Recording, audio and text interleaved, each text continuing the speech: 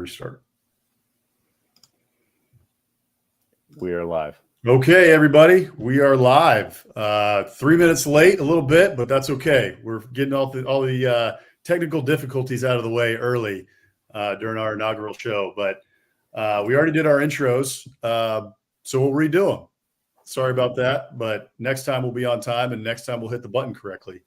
But we are Biscuits and SEC. This is Biscuits and SEC Live. This is our inaugural show.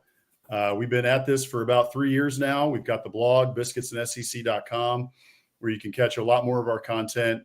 We post previews and recaps every week. We've also got Dave in Tuscaloosa, who does Alabama previews as well. And so lots of content you can get into on our website, as well as one of the main things that we do is a newsletter. It's called the Morning Biscuits newsletter. That's on Mondays and Fridays throughout the season. And it's just a recap of the games. It's news and notes, injury reports, all those sorts of things that you might want to be checked in on and keep tabs on during the season. So be sure to go and sign up for that. That's at biscuitsandsec.com/newsletter. And once you get to our website, you'll see a pop-up, and you can see it on all our social media channels as well. On social media, if you're here, you already know where to find us for the most part, but you can find us on all social media at Biscuits and SEC. So be sure to follow us there, and be sure to subscribe to our YouTube channel at Biscuits and SEC, and be sure to subscribe and hit that little notification button so you can make sure to catch us every Wednesday at 7:30 Eastern and 6:30 Central. We'll be here throughout the rest of the season through the national championship. So I'll give us a little introduction for our names here, so that folks can learn about a little bit who we are. So I'm Bossman. I'm Alex. We use these monikers because when I was earlier in my career, when we first started Biscuits and SEC a couple years ago, probably wasn't smart to use my real name at the time. I was in the CIA. I was not.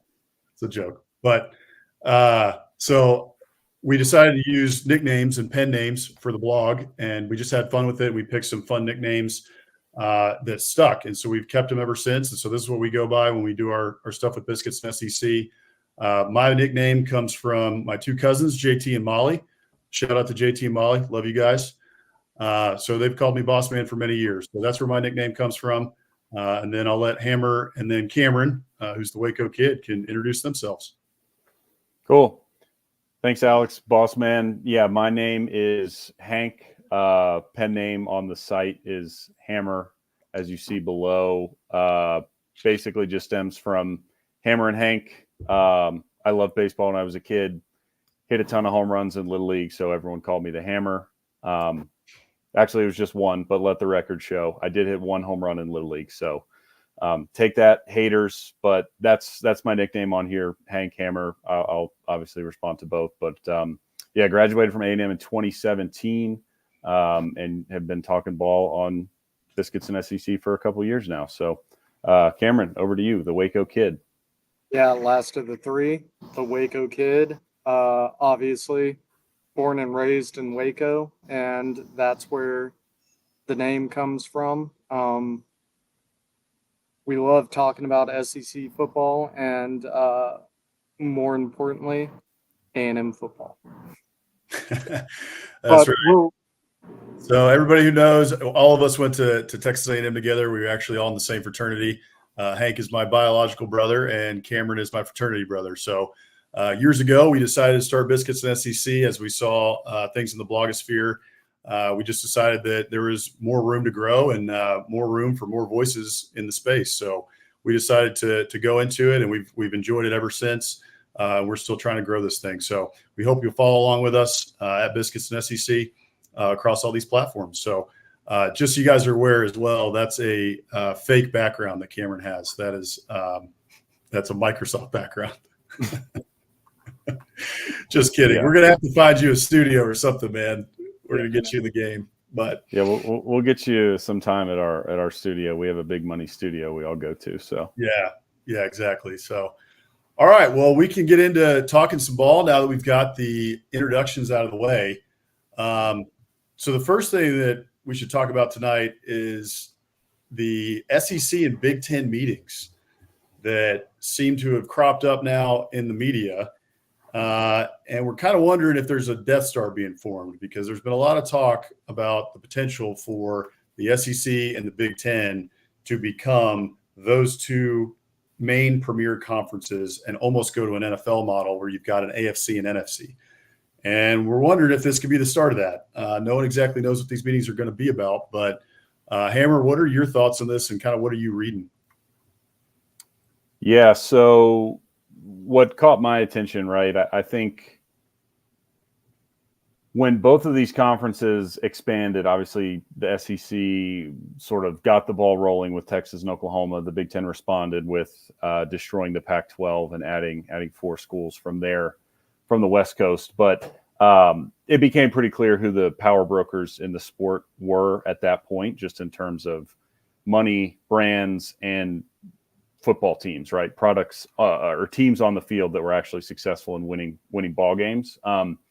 The latest report, I'm sure most people have seen it by now, but there's some meeting taking place in Nashville, right, between Big Ten and SEC officials, and sources are saying that they are going to be requesting 4 automatic bids per league with the new CFP deal, which as of now would be 2026, because I think the TV deal only runs this year and next year before they renegotiate. So,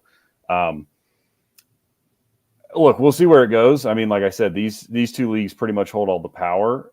So I'm not really sure what the other leagues can do to stop this. I don't think it's great for the sport overall, but for the SEC and the Big Ten respectively, obviously it would be good to go from 1 automatic bid to 4 and basically just gobble up every spot available in the 12-team playoffs. So I'm interested to see where it goes, because obviously there will be ramifications throughout the sport and perhaps college athletics if these 2 conferences get their way. But as of now, like we've talked about for years in the newsletter, on the blog, nobody's steering the ship.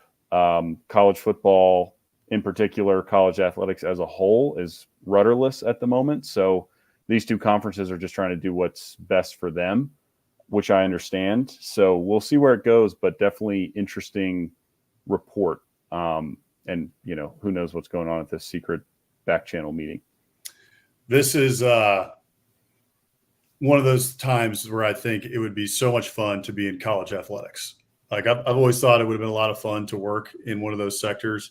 And it would be so much fun to be, Greg Sankey's body guy or Greg Sankey's, assistant or whatever, where you get to tail him and get to be in these meetings, because to be a fly on the wall, in a meeting like this, where it could shift the balance of power and shift college athletics, for the foreseeable future, potentially a groundbreaking meeting would be a lot of fun. So I'm really interested to see what comes out of this too. I'm not sure what to make of it just yet, but it is obvious, and it's been obvious for a long time, that this is where college football is going.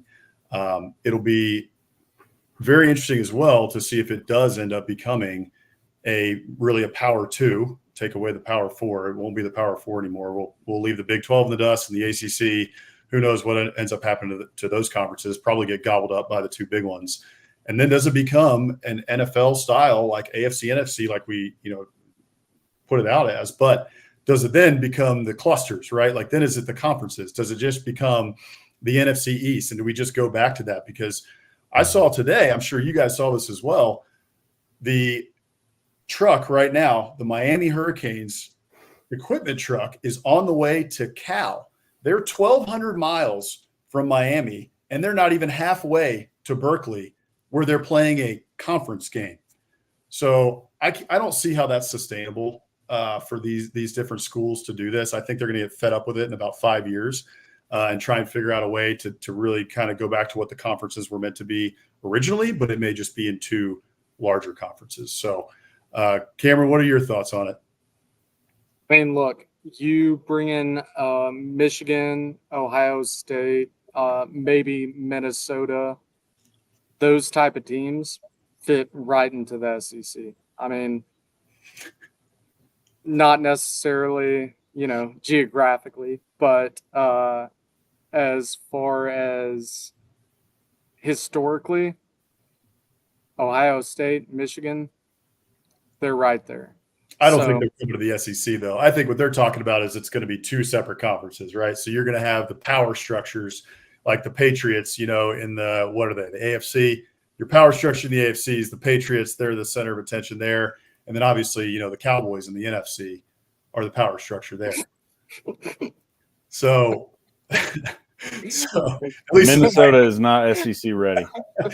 No, Minnesota, they ain't got it. So no, I think that's what would happen. I think they're rowing their boat. They can't row their boat all the way down here. Come on. No chance. They ain't Lewis and Clark. You got to throw one more in there. I mean, Michigan State maybe, but these are teams that can compete with the SEC, and outside of that, you're not looking at a whole lot of teams throughout the nation that can. So you add a couple more into that AFC, NFC bracket, like you're saying, get them to meet every year or every other year. It'd be a fun schedule. Yeah, I think the interesting thing to think about now is then, like, who do you poach? Because years ago it was Texas and Texas Tech, or maybe Texas and Texas A&M going to the Pac-12, and that whole thing fell apart. Then you had, A&M goes to the SEC, Texas waits around to stab little brother in the back and come to the SEC. And so, it's interesting to think about what the moving parts could be, and who knows what those could be. But I think there's going to be a lot of those teams that are kind of, on the menu, right? That you've got Miami, I think probably is on the menu, ACC, FSU potentially, although at this point, I don't know if anybody wants them at 1-4. Sorry to my Aunt Ginger. But they're a great property. So they will still be someone who will be valued, but Clemson is up there, Virginia, North Carolina. Like, there's a lot of teams that are out there that it's going to be fascinating. If these are the dominoes that do start to fall, where do they end up going? I mean, I think in the short term, I guess, again, we'll see what comes out of this meeting. I think in the short term, I don't know if there's going to be a ton of, who knows, with the realignment stuff, everybody plays coy and it's like a coach who's taking another job and says he's happy in his current job and he's not shopping around. I'm sure Sankey and Petiti and the Big Ten are shopping around, but to me, this is less about realignment and more about, like, hey, as it currently stands, we have a vast majority of the premier programs in the sport, and in a playoff format, we want assurances, because we're the ones that bring the money, that our teams are going to be in there. And I just don't know. I mean, I guess we'll see how strong the playoff committee is itself, right? Because the leagues, Big 12, ACC, Pac-12, whatever, they are trying to become poaching Mountain West teams, but they don't have a ton in terms of on-field success or television eyeballs, brand money to push back on what the SEC and Big Ten are going to demand. So I don't really know what they can do. So I think it's kind of up to the committee / I guess the NCAA or whoever takes control of college athletics to push back on this. So I'm interested to see where it goes. I mean, again, like I don't think it's great for the sport, but I also don't blame the Big Ten and the SEC for trying to do this, because they want to protect their assets, which are their programs. And if you've got a team that goes 9-3 in the SEC, a lot of people would say that is better than whatever 10-2, 11-1 in another league. So the SEC wants to make sure that our top four go, no matter what their actual record is, because it's harder to get through this league than the other leagues. Are you talking about an alliance, perchance? Perhaps. We know in college football that those things stick around. Right. So maybe we should be forming an alliance. Okay. Well, that's I think that's enough talk about realignment and potential on the SEC and the Big Ten, and what those meetings could be and what they mean. We'll get a lot more news. That meeting, by the way, for folks watching is on October 10th, if you hadn't heard about that one yet. So it's supposed to be in Nashville. So if you're interested in headed out there to see if you can get some word from Greg Sankey, then head on out there. I'd be at Kid Rock's bar right now if I could be. So next thing we should talk about too is kind of what's going on with the hot seat and what's going on with Hugh Freeze down in Auburn. So as we get into this, just so folks know, Hammer and I, we also are on SEC After Dark right after this. That show starts at 9 o'clock Eastern, 8 o'clock Central. So we got a 30-minute buffer between us and that show. And on that show, we'll talk a little bit about last week's games, and we'll talk a lot about this coming week's game, so week 6. And, each week we break down those games and we make our picks. So we won't make any picks on this show. We'll really go more in depth on some of the storylines and the big topics that are coming out of the SEC, whether it be a big injury, whether it be the hot seat talk like now, or whether it be, SEC meetings that are going on. So we're going to try and dive a little bit deeper into the storylines versus making our picks. But we will talk about the games as well on Biscuits and SEC Live. So, but for now, it's getting really interesting down in Auburn. I mean, folks in Auburn, we love you guys, but it also it turns fast down there, and it's understandable why. You've gone through a lot. It's been a little bit difficult for a long time down there, and it seems like that's the same. It's happening again. You had Hugh Freeze, who came in from Liberty. He had a great run at Ole Miss until the scandal, and now he's here, and everyone thought he was the savior, and he's got a worse record than Brian Harsin through 18 games, and it's really starting to go downhill. So where do you think Hugh Freeze is the coach in 2025, or do you think that they move on from him like they did Brian Harsin before, the year's out? Cameron, you can start it. Yeah, go ahead, Cameron. I honestly think Hugh Freeze stays in 2025. But look, you're looking at a season where you've won a game against Alabama A&M and New Mexico, and that is it. That's a tough pill to swallow for any team in the conference, let alone the SEC. So, yeah, you're going into that and trying to justify Hugh Freeze being the guy. I don't see it. I think they give him another year, but that's about it. I guess as the losses start to mount, like the question's going because they will mount. I mean, this team is probably not going to, their schedule's difficult. They're probably not going to win a whole lot more games. If they get, do they get to 6 and 6? Do they get to a bowl? Will they? I don't know. They needed to beat Cal and a lot of those other teams. So your question near the end of the year is going to be, well, why does he deserve another year? Brian Harsin didn't deserve another year because of the recruiting. The recruiting really fell off for Brian Harsin, and everyone knew that. You could look at the recruiting rankings. They were in like the 40s or the 50s or something. I remember looking back when he was around. So they got rid of Harsin because of that. Hugh Freeze has the recruiting class. The recruiting is really good right now. They've got some great young freshmen there, Cam Coleman, Perry Thompson, a bunch of those guys that, will be sophomores next year. Currently third in 247's 2025 class rankings. But that's for now. Correct. Right? If I'm an Auburn fan, I'm praying that we keep that class together. But we saw what happened with Billy Napier last year, and he's still here, but Billy Napier had that class fall apart, and they were in the 15th, they were 15th or 16th last year when that class was supposed to be in the top 5. So that's going to be the question, I think, at the end of the year. I'll be interested to see. Yeah. I mean, look, the reality is I don't think, barring a scandal, Auburn can afford to fire Hugh Freeze, right? They paid Gus Malzahn, I don't remember off the top of my head, 18, 20-something million. At the time was the highest buyout before our alma mater, A&M, took that crown by about 5-fold with the Jimbo $70 million buyout. But they paid Gus Malzahn a ton of money, signed Brian Harsin, and he did not last 2 years. So they're still paying Brian Harsin to tweet out coffee, cheers to the winners pictures on his Twitter every Sunday morning, which is phenomenal. But yeah, I don't think they have the money to fire Freeze at the moment. And like you said, Alex, he's recruiting well, right? So he can kind of sell the future What I look at this situation, though, is just if I was an Auburn fan, how mad I would be, because it feels like to me that Freeze has basically punted on this season. Say what you want about Brian Harsin, his recruiting, the shape of the roster when Hugh Freeze took over.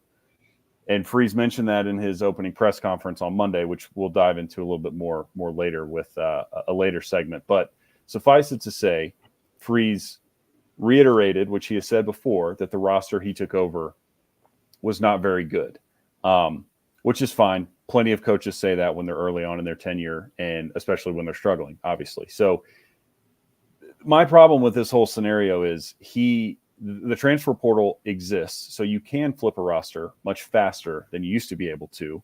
But it's all, to me, it boils down to the quarterback, because he didn't take a transfer quarterback this past offseason when he could have, and their quarterbacks stink. Peyton Thorne is not good. He was having a pretty good game against Oklahoma until he decided to throw a pick six that basically lost him the game late in the fourth quarter. The other guy, Hank Brown, obviously is not good, or he's young, but he's not ready. Let's just say that. So Hugh Freeze knew what he had in Peyton Thorne.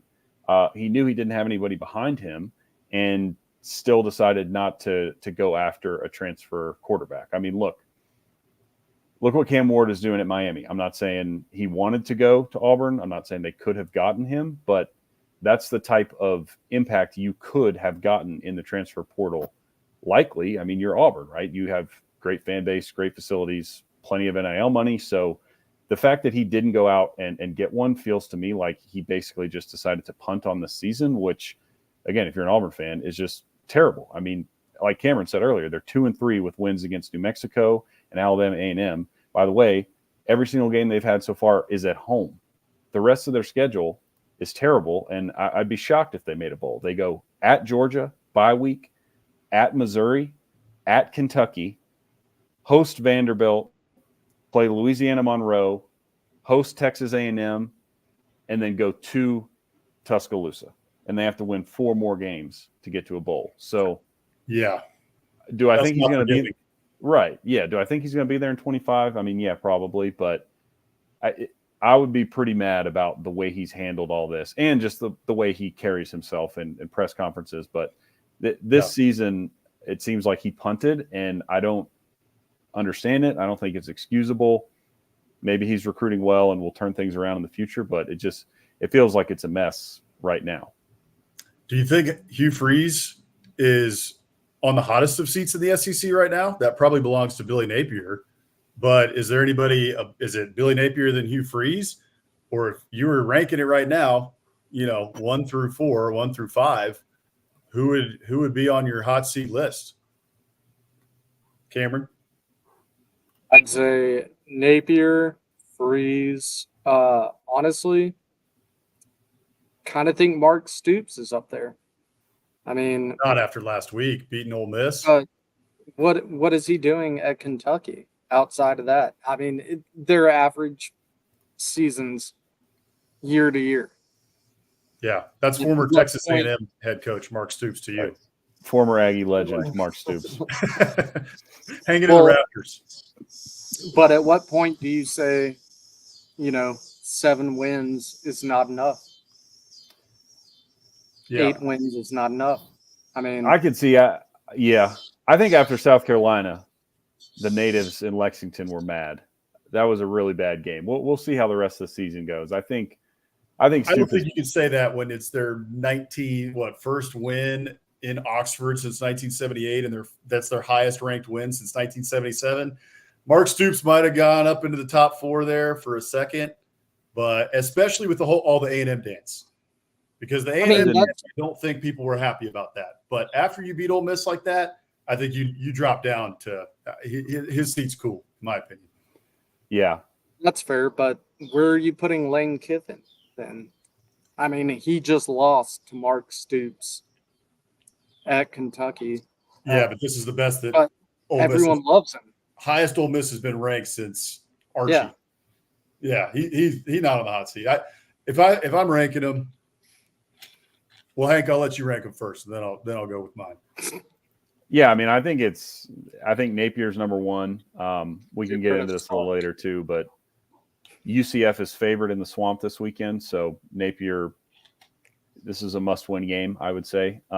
Space Coast, Best Coast. Yeah, I don't think. Again, I think we talked about Freeze. I don't think he's in danger of actually losing his job this year, barring another burner phone scandal. But I would look at Arkansas with Sam Pittman, who came into the year on a fairly hot seat. I mean, I know he's likable, and I think he's fairly well liked, but they haven't been winning. And look, so far this year, they've been up and down. But I think the problem with what they've done so far this year, I mean, obviously, the schedule doesn't get easier. They have Tennessee, LSU, Ole Miss, Texas, and Mizzou remaining.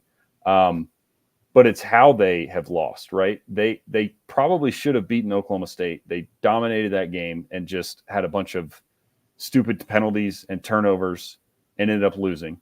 And I wouldn't say they dominated A&M, but they lost by 4 points and had 3 turnovers. A&M had none. So a lot of what Arkansas is doing is self-inflicted, which has been a theme of the last few years under Pittman. So you can have the same discussion about, whether it's Kentucky or Arkansas or all these programs that are not Alabama and Georgia, right? Traditionally going to be winning the SEC, and what their ceiling is or what they should expect.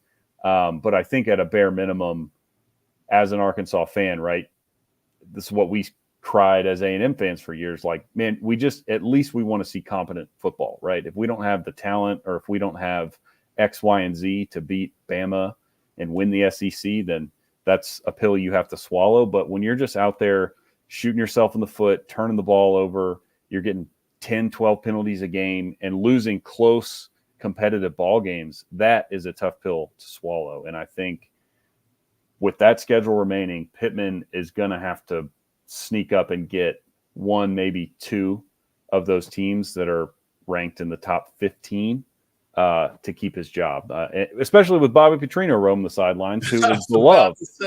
Yeah. Yeah, he's the coach in waiting. He hired his replacement. I mean, yeah. God bless Sam Pittman, but hey, sheesh, dude. put 2 motorcycles in Bobby P's contract, baby. Put him back as the head man. And the offenses look pretty good. I mean, the turnovers are bad, but they're racking up yardage at least. Yes. Well, that was what I was going to say. Like, to touch on that, it's got to be frustrating for Razorbacks fans to have watched last year and the incompetency on offense when you had KJ Jefferson and Rocket Sanders. And I know Rocket was hurt for a lot of the year, but you had a lot of weapons on that offense, and they did nothing with them, right? So, I mean, you got beat by Auburn last year, 48-10. You couldn't score more than 7 points in most games. It was wild to watch, which is why the offensive coordinator, Dan Enos, gets fired before, I don't even know what it was, game 7 or something, game 6. Yeah, after he was emailing students back about his play calling. Yeah, one of the all-time crazy SEC. There's been many crazy things with the SEC, and that is one of the all-timers. Emailing students back to let them know that they don't know what the heck they're talking about. Right. But yeah, to go from that with Dan Enos last year and the incompetent offense to now you're on the other side of it, and you've got Bobby Petrino, and you're almost leading the SEC in explosive plays per game. I mean, I talked about it on SEC After Dark last week. That's why I picked Arkansas against A&M, was because they're averaging, I think at the time before the A&M game, they were averaging 17 explosive plays a game, which is what wins you ball games. If you look at it, that there was an article, it was in the New York Times from The Athletic, who New York Times bought.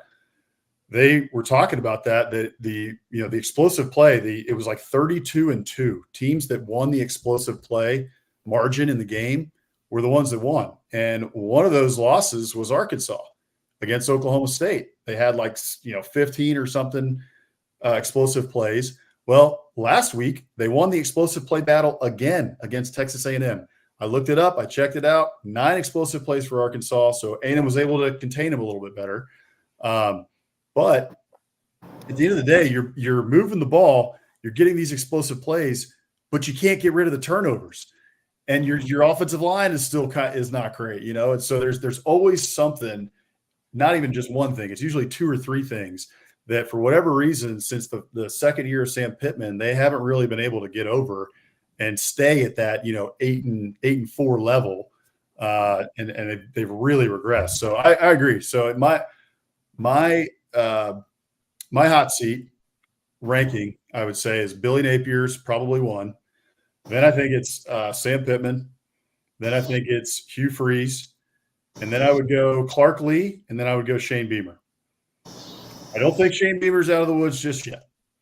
I think that South Carolina still has a really good shot to have a great year, but their schedule's tough too. It's the SEC, and they're probably not better than most teams are going to play. They're not going to be favored in most games. So, But did Clark Lee make any headway with that win over VT? he did in week 1, but now we're in week 6. So that's a good point. I agree with that, and I thought that on week 1. The Vandy coach is just on the hot seat until they can win 6 games. Yeah. And everyone knows they're not going to get fired because they're not going to fire him in terms of money because Vandy doesn't have the money of other SEC schools.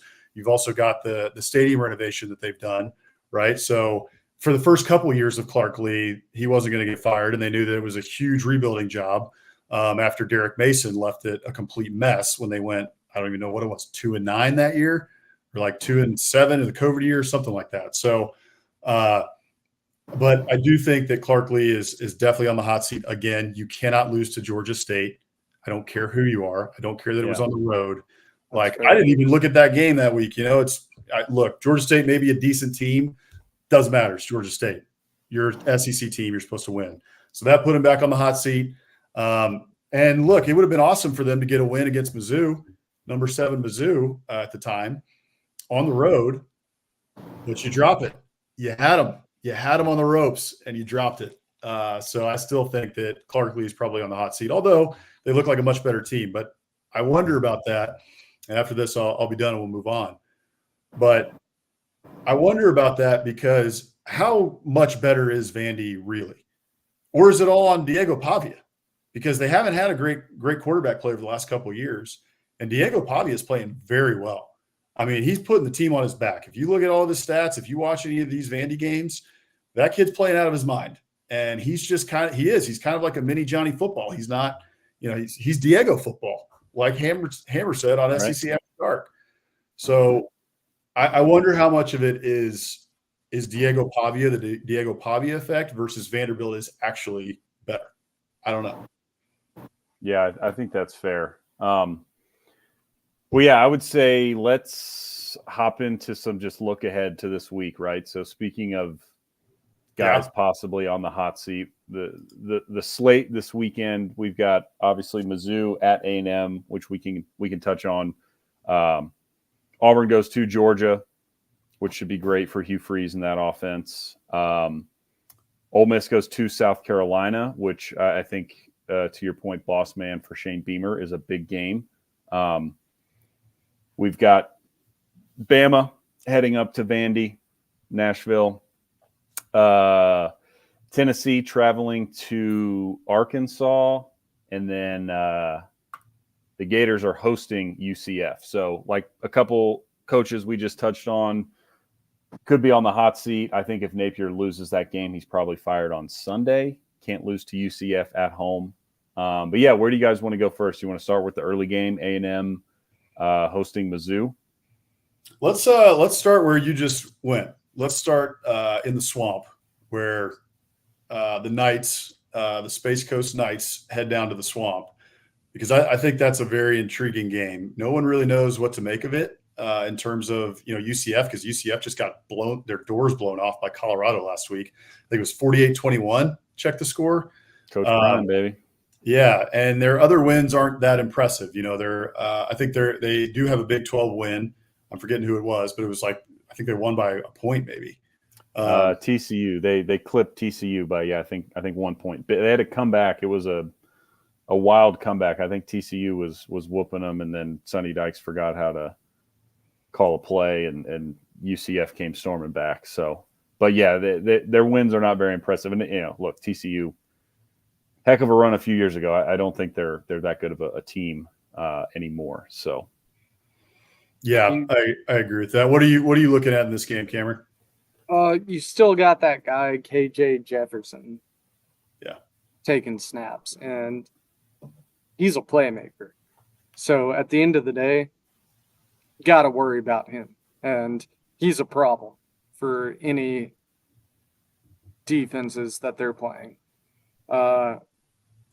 Hasn't been as solid as I would have liked to see throughout the season, but you're playing Florida. Florida's got a big D line, but that's about all they've got going defensively. They're not really playing defense outside of that. Yeah, that's right. They're giving up 425 yards a game. And I think that's a good call out. Yeah, that's what I was going to say. I think that's a good call out with Jefferson because Florida had a bye week leading up to this game. But, they played Mississippi State. They got the dub. But before that, they played A&M and Marcel Reed. And Marcel Reed's first start, Marcel Reed's a dual threat. He pretty much torched Florida. And since then, that was his best game.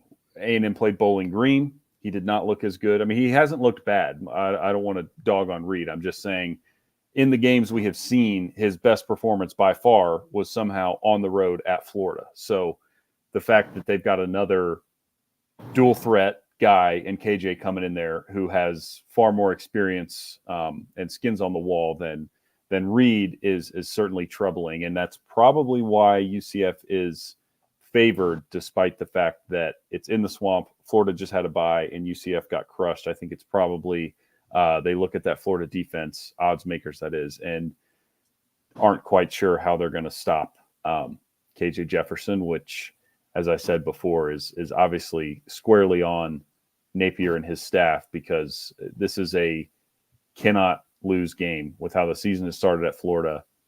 To lose to a UCF team that Florida fans, although they are in the Big 12 now, still consider a group of five, little whatever you want to call UCF if you're a Gator fan.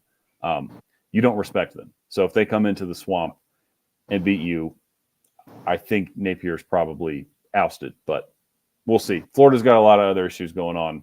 Higher he hangs on even if they lose, but that would be a pretty crushing loss for Florida. Well, and I would agree. I think Napier is gone Sunday if that happens. Don't sleep on the running game. Don't sleep on the running game for UCF. UCF is averaging 326 rushing yards per game. 326. That doesn't even make sense. There's no way ESPN's correct on that.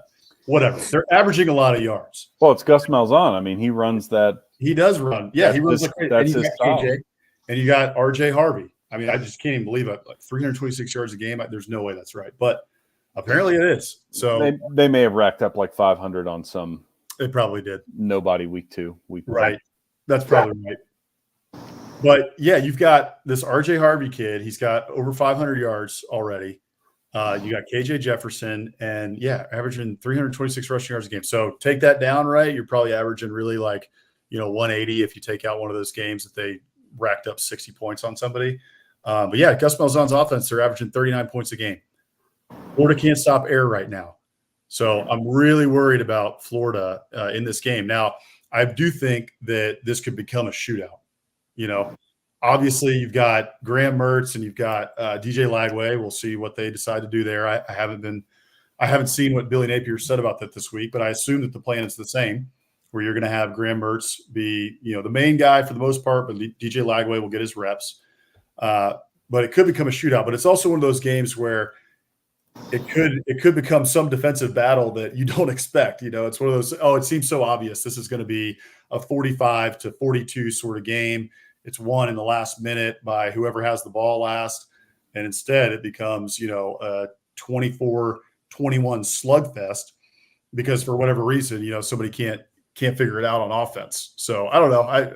I still think it'll be a shootout, but it does make me think that that's probably what happens is all the experts think this is what's going to be happening. And actually the opposite happens. Right. Just kind of what we saw last week with Georgia and Alabama when everyone thought it was going to be 24-17 21 or 27-26 or something like that. And we saw an all-time shootout where, Alabama ends up finally winning, 41-34, and it was points back and forth on two great defenses. Yeah, I agree. Great game to watch, by the way. Amazing game. Great game. Well, yeah, I guess what do we have? We've got about a little over 15 minutes left. What other games look ahead do we want to touch on? You guys have anyone in particular you want to talk through? Well, with all these Aggies here, we should touch on Mizzou and Texas A&M. I think we should probably touch on that one, and then probably touch quickly on Ole Miss and South Carolina and Tennessee and Arkansas. So cool. Let's start with Mizzou and A&M. What are you kind of looking at here in this game, Hammer? Man, I was working on our previews for Biscuits and SEC.com earlier, and I kind of felt like a broken record where I was like, all right, it's another week where A&M, is playing a team, and I'm not really quite sure what to expect. First of all, we still don't know who's starting at QB. I think it's going to be Reed again, would be my guess, just reading tea leaves and the way he's been playing. He's not lighting the world on fire, but hard to take a guy out who has gone 3-0 and hasn't turned the ball over. And his legs do add a nice dimension to the offense. Look, for me, this comes down to, is Mizzou who we thought they were in the preseason? Because so far they played a bunch of nobodies, and then they played Vandy and Boston College, who A&M is much better than. I don't think A&M is a great team, but they are a lot better than both those teams, especially athletically, right? They have guys that, whether you're on, defense, they have better defensive backs to cover. They have a lot better defensive lines that can win one-on-one battles with Mizzou up front. Their linebackers are going to come with more speed. A&M's offense has more speed than Boston College and Vandy. So they're going to present matchups and mismatches that Missouri has not had to deal with. And again, both those games, Boston College and Vandy, were pretty close. Vandy in particular. So it, like I said, it is Mizzou who we thought they were, because coming into the year, they were in the top 10 or 11, and they've, basically have stayed there because they've won, but haven't looked that impressive. This is the first time they're going to go on the road all season. So that could play a factor here. They do have experience. Obviously, Brady Cook has been on plenty of road trips, so I don't think he'll be too phased. But, could be some silly false start penalties that come back to bite him in key situations. The one thing, too, I wanted to point out, and then I'll let you guys take over from here. Mizzou, they can't finish drives. Their kicker has attempted 16 field goals already this year because they can't finish in the red zone. And he's 11 out of 16. So he's missed 5 field goals through 4 games, 3 of which came against Vanderbilt. So if you think this game is going to be close, which I do, Vegas does based on the line, A&M actually favored slightly despite being ranked 25.5, whatever the AP is doing this week. Yeah. Can that kid go into Kyle Field and kick, right? Mizzou is missing, what's his name? Harrison Mavis, thicker kicker, baby. Who's gone. Because look, this kid has missed five field goals in 4 games. So is he going to be able to go on the road in a tight game and make the field goals that he needs to? Because I think points are going to be at a premium. And I think obviously, in SEC play on the road, missing field goals is absolutely killer for a team. So those are some of the things I'm looking at in this game. I think that's a good thing to point out. I was actually listening to Josh Pate earlier, and he pulled out this stat, and it was, I believe I'm correct in saying this. If we got some Mizzou fans out there, you can correct me if I'm wrong. But he said that last year in terms of offensive efficiency, they were way up there. They were in like the top 20s in offensive efficiency, if not the top 10. Yeah. This year they're like somewhere around 100. Like they're not moving the ball as well. The stats look fine, except for a couple like Luther Burden. He's got like 4 touchdowns, but he's only got 19 receptions on the year. Theo Weiss, neither of them have hit 100 or 300 yards receiving on the year yet, which is interesting since we're through 4 games. I would have expected for sure Luther Burden to have been 500 yards at this point, 400, something like that. But he's not even close to that. So it is interesting that they've had that much trouble on offense, especially with everything that they returned on offense. I would have said that they were missing Cody Schrader, but they're really not. Like Nate Noel's running the ball very well, has run the ball very well in the last 2 games. He's over 100 yards. He almost hit 200 yards, I believe, last game. So that's really not the issue. It looks like we lost. Did we lose Cameron? Yeah, it looks like we did. We can plow forward. I'm taking him off until he comes back on. Cool. Okay. But yeah, okay. Well, I'll go on then and wait until Cameron can come back. But the other thing I wanted to touch on in this game, I'll go the other route, which is to talk about A&M and what we can expect from them. It does sound like Marcel Reed is going to be the starter. I read a little bit before we got on tonight that Elko said that Weigman has been throwing, and he's back and throwing in practice. But he said he's going to be a game-time decision again. Eli Drinkwitz talked about it this week and said he's preparing for Marcel Reed. I saw that. Yeah. So I think that's right. I think it's going to be Marcel Reed. Marcel Reed at this point has played 4 straight games. And he's so worried about Marcel Reed that he's kicking his sister out of practice.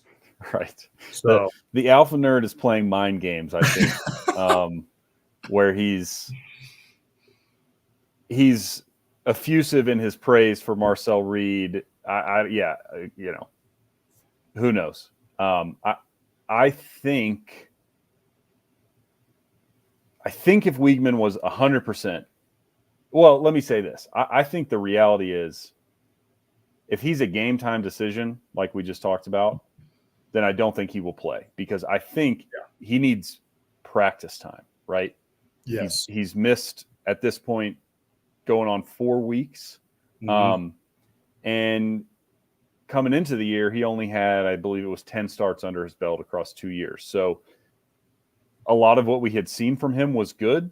What we saw from him in Notre Dame was very much not good. So he needs practice time in this new system. So if he's truly kind of throwing and a game time decision, then I think it's Reed all day. I think he's going to need whatever Elko and the staff decide to do long term. If they plan to bring him back and insert him into a game, he's going to have practice time leading up to it. So I think it's going to be Reed, like you said. Drinkwitz obviously thinks that, and rightfully so, in this one. Yeah, I agree with that. I think it's going to be Reed. The interesting thing to me, though, is going to be the Mizzou defense versus this Aggie offense and Marcel Reed. I mean, Marcel Reed has played very well for the most part. You know, there's been some growing pains in some of these games, like against Bowling Green. You know, he plays okay, plays decent enough to win, but he hasn't been. And Aggies have talked about this. He hasn't just grabbed the job. You know. Sure. We've had Connor Weigman, who's been out, and he did not look good at all against Notre Dame, even though, you know, if you're a rational fan, which none of us are, but if you have a modicum of rationality, you've seen Connor Weigman play incredible against LSU. You've seen him play incredible against, you know, a lot of these other teams. He played well against Miami last year, even though that was in a losing effort, but that wasn't his fault. That was the defense. So you've got a large body of evidence that shows you that Connor Weigman can be the guy if he's healthy and if he stops having happy feet in the pocket. Now, then you have the Notre Dame game, and now you've got 4 games of Marcel Reed, who's played very well for the most part. But, Waco Kid's back. All right, I'm going to add him back here so our build looks better. Cool. Let's get him back in. Get his thoughts on A&M. Yeah. Apologize for that. I'll throw it to you in just a second here, and I'll finish up. So, this is the best defense that Marcel Reed has faced. That's what I'm worried about if I'm an Aggie. And I am an Aggie, so I'm worried about it. So these receivers had a little bit more luck getting separation last week against Arkansas, but it still wasn't as much as I would like to see. And this Mizzou defense, right now in the SEC, they're about the same as Arkansas, but they're only really giving up like 219 yards a game or something like that. So this is a really good defense, and I'm interested to see what Marcel Reed looks like against them. But that's what I'm really watching if I'm an Aggie. What are your thoughts on this one, Cameron? Mizzou's got the defense. A&M, we're coming in. Marcel Reed, a little bit shaky. I'm interested to see how it plays out, but I still think you take A&M at what, plus 3 to 6. Gotcha. Just because I don't think Mizzou can score as easily as A&M can, even if Mizzou does have the defense. Yeah. Yeah. All right. Well, we've got we're probably going to go a little bit over time here, but that's okay. We were a little bit late starting because I didn't press the right button, but we'll get that right next week. But let's just touch on the last 2 games we talked about quickly and just give us a little bit about what you're thinking about in those games. And then we'll move on and we'll do our fun segment, the Must Champ Coach of the Week, which we'll introduce here in a little bit. And the last thing, which is Biscuit, which we'll talk about a little bit later. So quickly, though, on Georgia-Auburn, Hammer, what are your thoughts quickly on that one? Well, look, I keep waiting for the one game where Hugh Freeze, pulls a rabbit out of his hat and has a big win. He obviously did that twice to Bama while he was at Ole Miss, excuse me. And last year, almost, he didn't quite get it done, but he almost did it against Georgia and almost did it against Alabama before the 4th and a million. So I'll never say never. But what Georgia is coming off of last week, this is what do you want to call it? Get right, revenge game. I think they're going to be mad. They're at home. And Auburn's offense is just not good. They're not going to be good on the road in Athens. I don't care who's a quarterback. They don't have anything that, as a Georgia fan, would scare me. So I think Georgia, handles business here, and it's really not a very close matchup. What are you thinking, Waco? 21-point spread, Georgia. Don't see Auburn putting up any kind of fight. Fair. Amen. You have any thoughts, boss man? I don't have to talk about it for too long, but I'm with you guys. That was where my head went. Was this is a get right game? Georgia's going to be ticked off. You know that Kirby Smart has been riding them all week. This team almost beat us last year, and they had no business being on the field with us. And you guys just went into Alabama, and everybody's been blowing smoke up your butt for the last. Man, those cicadas are pretty loud there at your studio. Man, yeah, you got some guests. They just cranked up. Yeah. So I think that Georgia. I think that Georgia romps in this game. It's between the hedges this year, so we're not in Jordan Hare. So I just don't see a world at this point, especially with the way that Georgia can produce turnovers. They haven't done it as much this year, but I expect. Auburn just loves to give the ball to everybody else. So I'm expecting at least 1 or 2 turnovers, maybe another pick 6. And I think Georgia runs away with it. So, all right, from there, let's talk quickly about Ole Miss and South Carolina. What are you guys watching that one?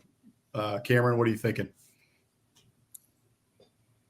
Got to take Ole Miss in that one. I mean, what South Carolina proved throughout the season, and the cicadas are still going. They disagree with you. They actually are doing it live. South Carolina. Yeah, they beat that pick. But Ole Miss, 100% over South Carolina. I don't see how South Carolina can score as much or stop Ole Miss. Yeah. I'm kind of on the same page. I mean, in terms of keys to the game, I 2 things I'm watching closely. First is just going to be, how does Ole Miss respond? Obviously, massive letdown last week against Kentucky, and they have to turn around and go on the road to a very difficult environment in Columbia at Williams-Brice. So interested to see, right? This is a good litmus test for the culture there, which I think Lane has done a good job of building, despite having more transfer players than a lot of other programs. But I think this is a good litmus test for them to see how they respond right? Who are your leaders? Are you going to come ready to play after a really, really rough game at home against Kentucky last week? And then in terms of on the field football stuff, what I'm really interested in is the Ole Miss offensive line. Kentucky took it to them last week. I mean, Jackson Dart took a lot of hits, got sacked. I think it was 3 or 4 times, was never comfortable, did not have time for a lot of those, deep breaking routes and long developing plays that Lane loves to develop. And South Carolina also has a very good defensive line. They whipped Kentucky earlier this year. They were all over Garrett Nussmeier. Now, Nussmeier and LSU were able to still score, right? South Carolina is vulnerable, but that defensive front is legit. So very interested to see if the Rebels offensive line can hold up on the road in what I think is a big test for them. So that's what I'm looking for in that one. I have a lot of the same thoughts, actually. I was thinking about it today, writing our previews. Kyle Kennard is a dog, and so is Dylan Stewart. Those two guys along the defensive front for South Carolina. Kyle Kennard right now, he's got 5.5 sacks, and Dylan Stewart's got 2.5 sacks, and they've got multiple tackles for loss. Those guys are blowing up backfields all over the place. Now, Ole Miss is doing the same. They got Princely Unamanamala, whatever. Yeah. Can't say his name. Unamanamala? Yeah, Unamanamala, something like that. Something like that. No disrespect to him. That guy's also a dog. He can play. So Ole Miss has a great defensive front. They got Suntarine Perkins as well at linebacker. Like, he started to really show up. So there's a lot of really good defensive players along the front for both of these teams. So I expect both of these backfields to really get blown up a lot in this game, which is going to be fun. Now, I really do think that whoever owns third down in this game is probably going to win. And I say that especially for South Carolina, because if they can own third down while they're on offense and they can convert third downs, they need to possess the ball. If they're going to win this game, they need to do a lot of what Kentucky did last week, which is hold the ball, play ball control, and just make sure that Ole Miss can't use all those weapons in Jackson Dart, because that's what they're going to try and do all game, is get it to Trey Watson, get it to Judas Wells, South Carolina players like to say.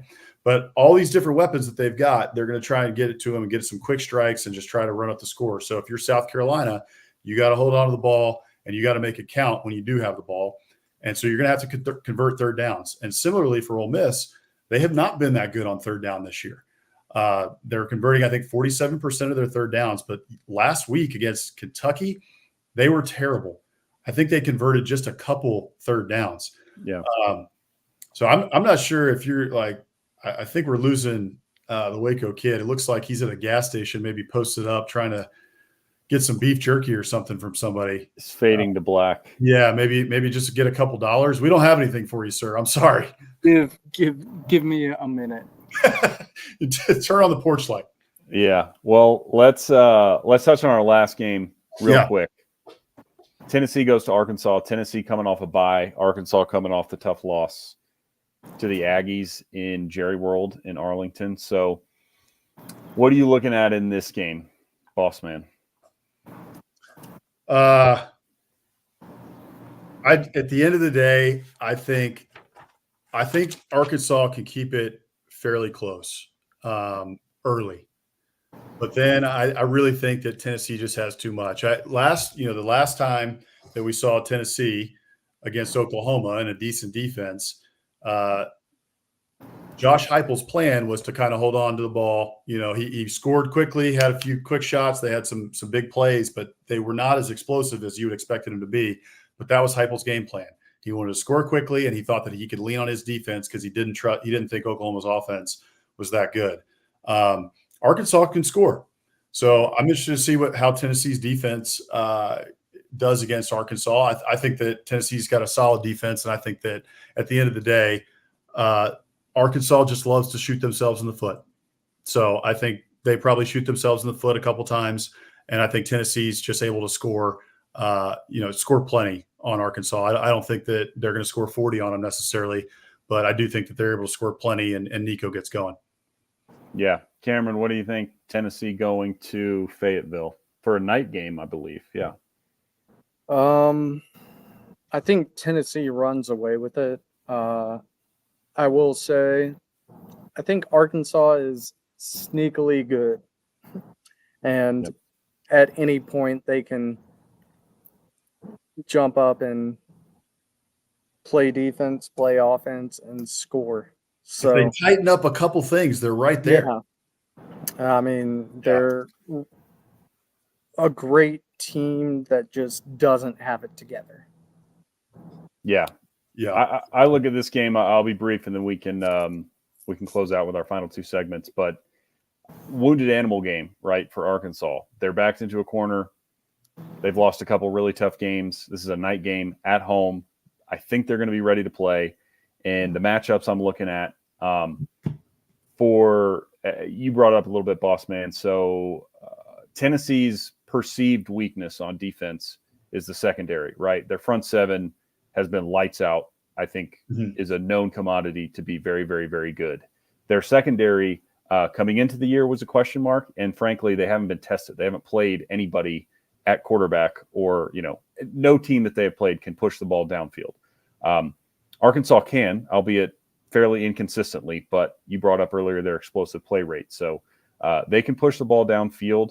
Taylon Green is shifty in the pocket. He can move the pocket and keep his eyes downfield. So interested to see how Tennessee's secondary does in this game. And then on the other side, Arkansas's run defense is good. And A&M ran the ball on them a lot. A&M has been very successful running the ball so far this year. And there was a few times they broke through. Le'Veon Moss broke over 100 yards. But if you look at the overall stats, I think A&M ran for like 150. So they didn't run all over Arkansas. Their yards per carry was decent at best. And as you pointed out, Bossman, in Tennessee's last road game, they ran the ball like 50 times. Nico only threw the ball maybe 25 times. So if Arkansas can do, a very good job of stopping the run and put it on Nico, I think that's their best chance. But Tennessee also has a very, very good ground game. So I think you've got strength on with the Arkansas front seven and Tennessee's run game. And I'm interested to see who wins that matchup. If Arkansas has any real shot this week, Landon Jackson has to have a huge game. He's got to be all over the place. He's got to be stopping the run. He's got to be affecting Nico on the outside. So he's been really good to this point in the year. But he's got to have a big game if Arkansas's got a shot. Well, look, I almost view Jalen Green as a Marcel Reed. I think they're almost one and the same. They've got the same kind of play style, and they're good at it. And so you've got to take that into consideration against a Tennessee where Jalen Green might be able to run the ball and do some things that the offenses that they're used to playing haven't been doing. That's true. That's a good point. Tennessee hasn't seen an offense like that. And hey, Bobby P's been cooking every once in a while. A&M was able to really bottle that up after a while. They did give up some big plays. So expect Tennessee to give up some big plays. I think Bobby P will be able to scheme some guys open, and I think Taylon Green will hit a few, but I just don't think it's probably enough in the end. So, all right, well, let's get to our last two segments here real quick. We're a little bit over time, but that's okay. That's typically how this goes. If any of you guys watch SEC After Dark, you know that we go a little bit over time just about every time. So we're pretty close, though, on time. So quickly, we've got two segments that we want to introduce that we'll be doing each week, and we'll be starting to figure out other segments as well to do. But this one is one that Hammer came up with. So I'll let him introduce our second to last segment. Thank you. I will keep this brief, but the Muschamp Coach of the Week. So this is just an ode to Will Muschamp. As an SEC fan that watches and has been watching SEC football as long as I can remember, I love Will Muschamp because he's not been that successful. So I can't hate him, especially as a head coach. He doesn't have the Saban Death Star vibe at all. But he's just intense. I mean, he's always scowling at his players, at the opposing players, at the refs. He's screaming, he's yelling, he's spitting everywhere. His face is beet red. he's just intense. He loves football and he gets jacked up about it. And I respect that about Will Muschamp. So I wanted to honor him with this segment. And we don't have a great nominee this week. We're going to nominate Hugh Freeze as the Muschamp Coach of the Week because he, in his Monday press conference, basically just threw his team under the bus and said that Brian Harsin left the cupboard bare. My roster's not any good. And, it's not my fault, which I don't think Muschamp would do, by the way, but I felt like Freeze was a good inaugural recipient of the Muschamp Coach of the Week. So moving forward, what I think this award will be about is the coach that, blows up on the sidelines, or you see a pregame, postgame, halftime locker room speech where they're freaking out. They're freaking out on the refs. That's what I want this to be. So obviously, if you guys see it, we'll keep our eyes out for coaches blowing up on the sideline. But a great example would be Shane Beamer last year breaking his foot, kicking over a Gatorade can after a loss, or a Gatorade cooler after a loss. So things like that. That's what we're looking for. That's what we love. That's what Will Muschamp is all about. So yeah, tag us on social media if you guys see any clips of somebody losing their mind, Lane throwing a clipboard in a bad way, though, not a good way when he has a good play, but just things like that. That's what this is about. We respect Will Muschamp on this podcast, and we will continue to honor him weekly. Yeah, I would say if Nick Saban was still coaching, he would probably get this award every other week for throwing the headset and breaking the headset, as he was known to do very often, right? While he was in Alabama for all those years. So yeah, that'll be a fun one. So yeah, definitely tag us on social media. You can also send us any submissions to our email, contact@biscuitsandsec.com. We're always looking out for them. So throughout the next 6 to 8 weeks, and then through the national championship, we'll be looking for the Muschamp Coach of the Week. So we're always looking for nominees, and we'll be on the lookout as well. All right. Well, finally, our last little segment here. So Biscuits and SEC, part of the reason that we founded it and why we named it this, it's a little bit of a play on biscuits and gravy, but mainly we wanted to also have a cultural aspect of this brand. So we love SEC football. We love talking about SEC football, but we also love the South. We love the culture of the South. We love the people of the South. And we really wanted to make sure that this brand also had a cultural tie to it. It's why if any of you have gone to the blog before and have read our True South reviews, we absolutely love True South and the work that John T. Edge and Wright Thompson do on that show, as well as the Bluefoot Entertainment guys, because they do such a good job of weaving the tapestry of what makes the South great, which is the people, the culture, the small towns, big towns, the food, and everything else. So what we're going to start doing is we're going to talk about each week, one of us will have a biscuit that they will have gone to, whether it's a fun truck that you can go to that serves biscuits, or whether you have an awesome diner in your hometown or whatnot. We'll talk about a biscuit, but we'll also take nominations. This week, we don't have one. We wanted to introduce the segment first so that we could discuss it and talk with all of our viewers so that they could also submit to us as well. So if you got an awesome, biscuit that you just had, if you had some biscuits and gravy somewhere, at your local diner, it could even be Cracker Barrel. If you had an awesome Cracker Barrel experience with their biscuits and gravy, then we would love to know about it. Can't go wrong either with like the Bojangles Cajun biscuit. I mean, I'm all in on the Cajun filet. So we love seeing that stuff, but mostly what we're looking for is something unique, like from where you're from, whether you're from Mobile, Alabama, or whether you're from, somewhere in Tennessee, or whether you're in Florida. Doesn't matter. If you're across the SEC footprint, we want to hear about the best biscuit that you had, biscuit sandwich, biscuits and gravy, anything like that. So tag us on social media, send us a picture. You can find us at Biscuits and SEC on Twitter, on Facebook, on Instagram. And also be sure to subscribe to our YouTube channel, and you can tag us in the comments if you've got something interesting that and a picture that you think that we should feature on the show. So any final thoughts from you guys? Seems like a good first show to me. Waco Kid's muted, so I'll just step in and say, good first show. Going to be a good weekend of football. Thanks, and gig 'em. Thank you to everybody who tuned in. So just finally, we'll be doing this every week. So Wednesdays, you can catch us at 7:30 Eastern, 6:30 Central, right here on Biscuits and SEC, on all of our social media channels. You can catch us on our YouTube channel as well. Be sure to subscribe, like, do all that stuff. Set the notification bell so that you know when we're on. And we'll also be across all the SEC After Dark channels as well. So you can catch us on a multitude of platforms. And don't forget that SEC After Dark is coming up here in about 15 minutes. So myself and Hammer will be on that. We'll join Corey Burton and Stephen Willis, Jeb Beecham and Jake Thomas and the rest of the gang who have, they cover their different areas of the SEC and we cover ours as well. So we talk all sorts of ball on that show. So if you've never seen it before, be sure to tune in about 15 minutes. And we'll be doing that as well each week, 9 Eastern, 8 Central, on all the SEC After Dark channels. So thanks again for tuning in today. We look forward to seeing you guys next week.